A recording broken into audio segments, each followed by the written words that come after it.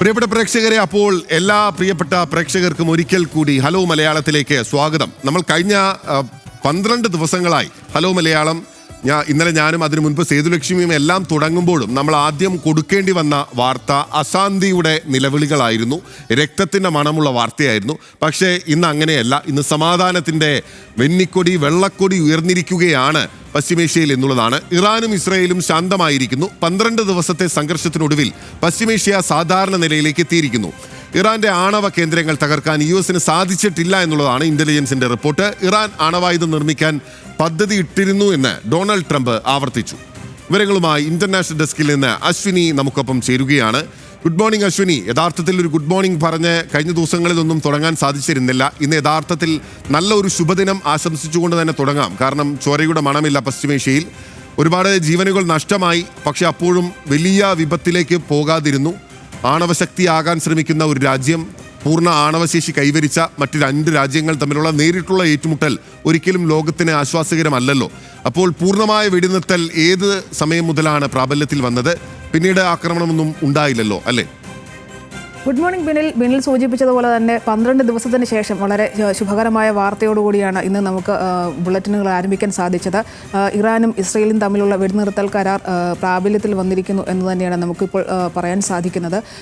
കാരണം ഇന്നലെ രാത്രി അടക്കം ഇരു രാജ്യങ്ങളും പരസ്പരം ആക്രമണം നടത്തുകയും മിസൈൽ വിക്ഷേപിക്കുകയും അതുപോലെ തന്നെ ഡ്രോൺ ഉപയോഗിക്കുകയൊന്നും ചെയ്തിട്ടില്ല എന്ന റിപ്പോർട്ടുകളാണ് പുറത്തു വരുന്നത്. നേരത്തെ തന്നെ ഇന്നലെ ട്രംപ് പറഞ്ഞത് പ്രകാരം അമേരിക്കൻ പ്രസിഡന്റ് ഡൊണാൾഡ് ട്രംപിൻ്റെ ഒരു മധ്യസ്ഥതയിൽ ആണ് ഇത്തരത്തിലൊരു വെടിനിർത്തൽ കരാർ സാധ്യമായതെന്ന് അടക്കം ട്രൂത്ത് സോഷ്യൽ അദ്ദേഹം കുറിക്കുകയും ചെയ്തിരുന്നു. ഇന്ത്യൻ സമയം വെളുപ്പിന് 3 മണിക്കാണ് അദ്ദേഹം അതായത് 6 മണിക്കൂറിനുള്ളിൽ വെടിനിർത്തൽ പ്രാബല്യത്തിൽ വരുമെന്നൊക്കെ പറഞ്ഞിരുന്നുവെങ്കിലും ഇന്നലെ ഇന്ത്യൻ സമയം വൈകിട്ടോടുകൂടി മാത്രമാണ് ഇത് ഒരു സാധ്യമായതെന്ന് വേണം നമുക്ക് മനസ്സിലാക്കാൻ സാധിക്കുന്നത്. അത് കാരണം ഇതിനിടയ്ക്ക് അതായത് ഇരു രാജ്യങ്ങളും വെടിനിർത്തൽ കരാർ ലംഘിച്ചു എന്ന് ട്രംപ് തന്നെ സൂചിപ്പിക്കുകയും ചെയ്തു.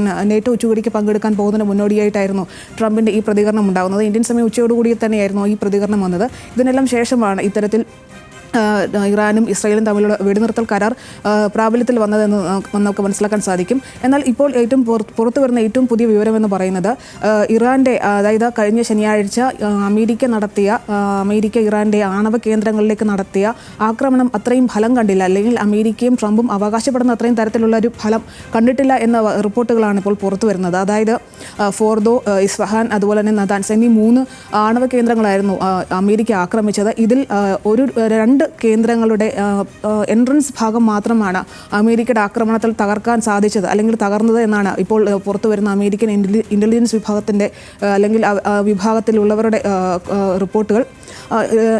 റോയിറ്റേഴ്സാണ് ഇന്ന് രാവിലെ ഇത്തരത്തിലൊരു വാർത്ത പുറത്തുവിട്ടത്. അതായത് ഇന്റലിജൻസ് വിഭാഗത്തിൽ നിന്നുള്ള ആളുകൾ ഇത്തരത്തിലാണ് അവകാശപ്പെടുന്നത്. അതായത് ഇറാൻ്റെ ആണവ പദ്ധതി അല്ലെങ്കിൽ ആണവായുധം നിർമ്മിക്കാനോ അല്ലെങ്കിൽ യുറേനിയം സമ്പുഷ്ടീകരണം അടക്കമുള്ള പദ്ധതികളെ വെറും മാസങ്ങളോളം മാത്രം, ഏതാനും 2-3 മാസം മാത്രം പിന്നോട്ടടിക്കാൻ പറ്റുന്ന തരത്തിലുള്ള ഒരു ഫലം മാത്രമാണ് ഈ ആക്രമണത്തിലൂടെ സാധിച്ചതെന്നാണ് ഇപ്പോൾ നമുക്ക് ലഭിക്കുന്ന വിവരം. ഇതുതന്നെയാണ് നേരത്തെയും അല്ലെങ്കിൽ ആക്രമണത്തിന് പിന്നാലെ IAEA അടക്കമുള്ള ഏജൻസികളുടെ റിപ്പോർട്ടുകളിൽ നിന്നും നമുക്ക് മനസ്സിലാക്കാൻ സാധിച്ചത്. അതായത് ആക്രമണം നടന്നെങ്കിലും ഫോർദോയിലോ അതുപോലെ തന്നെ നദാൻസിലോ ഇസ്ഫഹാനിലോ നിന്ന് ആണവ വികരണം ഒന്നും പുറത്തു വന്നിരുന്നില്ല. അതുകൊണ്ട് തന്നെ ഇത്തരത്തിലുള്ളൊരു അല്ലെങ്കിൽ ആണവ ആയുധം അല്ലെങ്കിൽ സമ്പുഷ്ടീകരിച്ച യുറേനിയം പൂർണ്ണമായും തകർക്കാൻ അമേരിക്കയ്ക്ക് സാധിച്ചിട്ടില്ല എന്നുള്ള തരത്തിലുള്ള റിപ്പോർട്ടുകൾ അന്നും വന്നിരുന്നു. ഇത് ശരിവെക്കുന്നതാണ് ഇപ്പോൾ പുറത്തു വന്ന വാർത്ത. അതുപോലെ തന്നെ ഈ ആക്രമണത്തിൽ സെൻട്രിഫ്യൂജുകൾക്കടക്കം കേടുപാടുകൾ ഉണ്ടായിട്ടില്ല എന്നുള്ള വാർത്തയും പുറത്തു വരുന്നുണ്ട്. അതുകൊണ്ട് തന്നെ ഏതാനും മാസങ്ങൾക്കുള്ളിൽ ഇറാന് വീണ്ടും അതിൻ്റെ ആ സമ്പുഷ്ടീകരണം അടക്കമുള്ള പരിപാടികളിലേക്ക് തിരിച്ചു വരാൻ സാധിക്കുമെന്നാണ് നമുക്ക് മനസ്സിലാക്കാൻ സാധിക്കുന്നത്. ഇതിനിടയിൽ വീണ്ടും ട്രംപ് ആവർത്തിക്കുകയുണ്ടായി. അതായത് ഇറാൻ ആണവായുധം നിർമ്മിക്കാനുള്ള പദ്ധതി ഇട്ടിരുന്നു എന്ന് US കോൺഗ്രസിൻ്റെ സ്പീക്കർക്ക് അയച്ച കത്തിൽ അവകാശപ്പെടുന്ന ഒരു റിപ്പോർട്ടും പുറത്തു വന്നിട്ടുണ്ട്. നേരത്തെ തുളസി ഗാബാർഡ് അടക്കം ഇത്തരത്തിലൊരു റിപ്പോർട്ടില്ല, അല്ലെങ്കിൽ ഇത്തരത്തിലൊരു നീക്കം ഇറാൻ്റെ ഭാഗത്തു നിന്ന് 2003 ശേഷം ഉണ്ടായിട്ടില്ല എന്ന തരത്തിൽ കത്തും റിപ്പോർട്ടുമൊക്കെ US കോൺഗ്രസിന് കൊടുത്തിരുന്നുവെങ്കിലും ഇതിനെ തള്ളിയാണ് ട്രംപ് നേരത്തെ മാധ്യമങ്ങൾക്ക് മുന്നിലും റിപ്പോർട്ട് ചെയ്തിരുന്നത്. എന്നാൽ അത് വീണ്ടും അദ്ദേഹം ആവർത്തിക്കുകയും ചെയ്യുന്നുണ്ട്. അതേസമയം US കോൺഗ്രസിന് അല്ലെങ്കിൽ UN അയച്ച പ്രതികരണത്തിനകത്ത് അദ്ദേഹം പറയുന്നത് ഇറാന് നേരെ നടത്തിയ അല്ലെങ്കിൽ ആണവ കേന്ദ്രങ്ങൾക്ക് നേരെ നടത്തിയ ആക്രമണം നേരത്തെ ഒബ്ലിട്രേറ്റ് ചെയ്തു എന്നായിരുന്നു അദ്ദേഹം ഉപയോഗിച്ച വാക്ക്. എന്നാൽ ഒബ്ലിട്രേറ്റ് ചെയ്തു എന്നല്ല, അതിനെ ഡീഗ്രേഡ് ചെയ്യാൻ മാത്രമേ സാധിച്ചിട്ടുള്ളൂ എന്ന തരത്തിൽ ആ നിലപാടിനെ മയപ്പെടുത്തുകയും ഉണ്ടായ ഒരു സാഹചര്യം ഉണ്ടായിട്ടുണ്ട്. ബിനിൽ.